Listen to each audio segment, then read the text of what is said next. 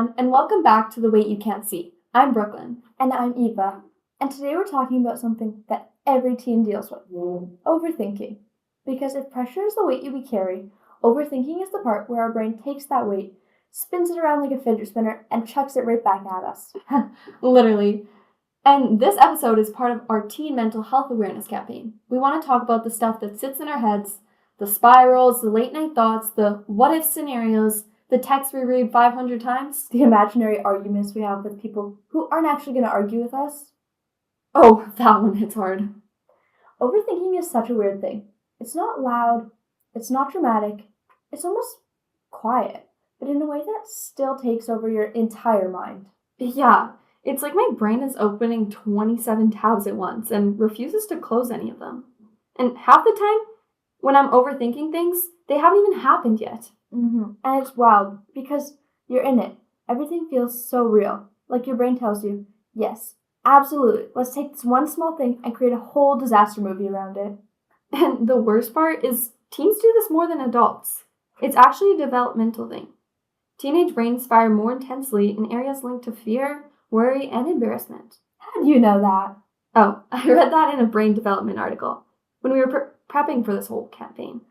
That makes so much sense. No wonder we literally overthink everything.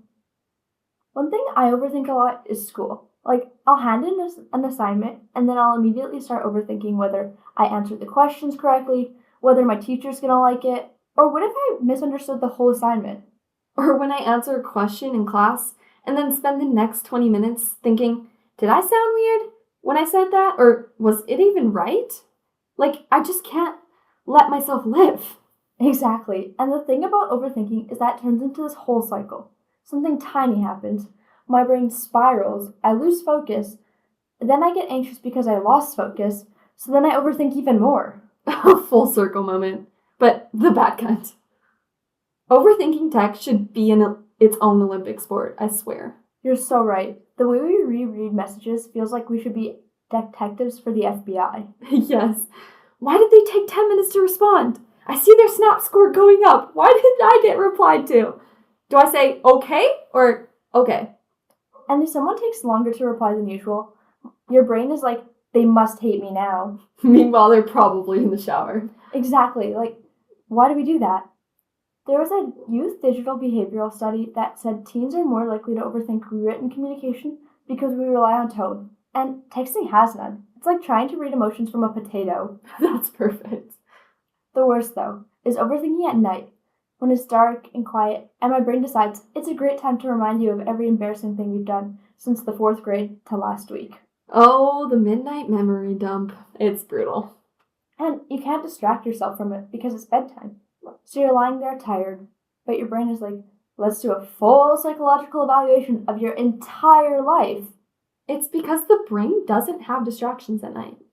I read something, I think from the APA, that said teens overthink more at night because the part of the brain that controls emotional regulation isn't fully developed yet. So everything feels bigger and more dramatic. That makes a lot of sense. And then there's overthinking the future, which is hilarious because we can't predict the future, but we absolutely try to. Yeah.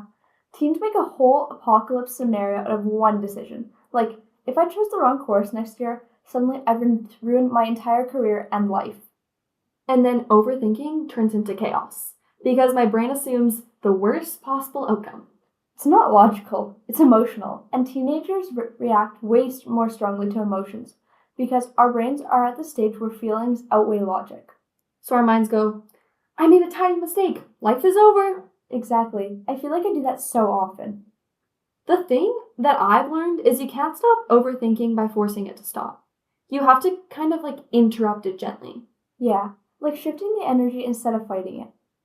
For example, to me, grounding helps. Checking and naming what's real and what's a story your brain just made up.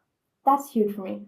I often ask myself, is this something that's actually going to happen or has happened, or is this something I'm predicting out of fear?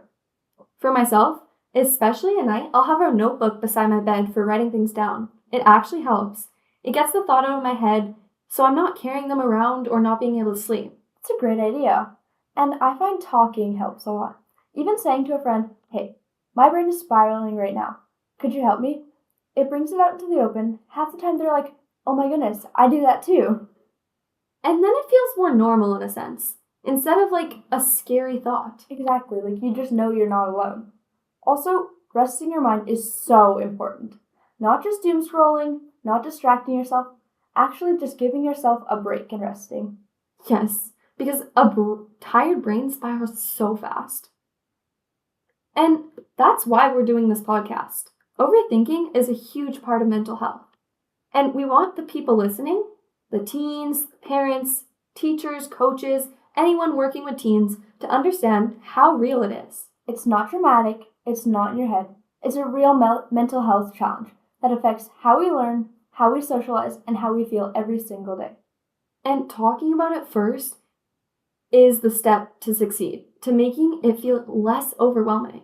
So, if you're listening and your mind spirals more than you want to admit, you are not the only one. Your brain isn't broken, it's just overwhelmed. And you deserve support, patience, and a space to breathe. This is the weight you can't see. Because everyone carries something even if it doesn't show.